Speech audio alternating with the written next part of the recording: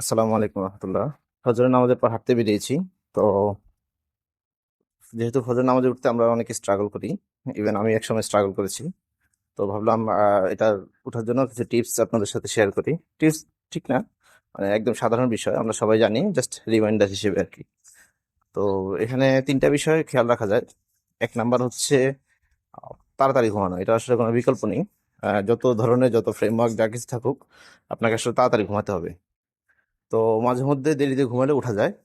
এটা একটা রিসিভিং বিষয় যে আমি তো 3টা বাজে ঘুমাইলে উঠতে পারি। তো বা এই 2টা বাজে ঘুমাচ্ছি, 5টা বাজে উঠা যাচ্ছে।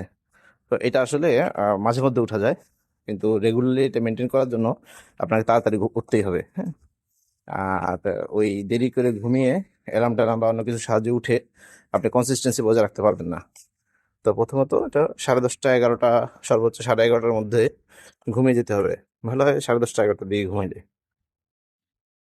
2 নাম্বার, এটা অনেক গুরুত্বপূর্ণ, সেটা হচ্ছে নিয়ত করে ঘুমানো। অজু করে আল্লাহর কাছে সাহায্য চেয়ে ঘুমানো যে আল্লাহ আমাকে ফজর নামাজে পড়ে, মানে ফজর নামাজ পড়তে উঠা তৌফিক দান করেন। এটা খুবই গুরুত্বপূর্ণ।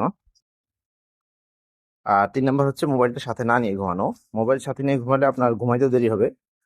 স্ক্রল করতে করতে দেখা যাবে ঘন্টাখানেক চলে গেছে। আর দ্বিতীয়ত হচ্ছে উঠার জন্য এটা খুবই জরুরি। সবচেয়ে ভালো হয় মোবাইলটাকে যদি দূরে নিয়ে রাখা যায়, যেখানে ঘুমাচ্ছেন রুমের আরেক মাথায় যদি রাখা যায়, তাহলে অ্যালার্ম বাজলে অ্যালার্মের জন্য উঠা, মানে অ্যালার্মটা বন্ধ করার জন্য আপনাকে উঠতে হবে, উঠে হেঁটে গিয়ে অ্যালার্মটা বন্ধ করতে হবে।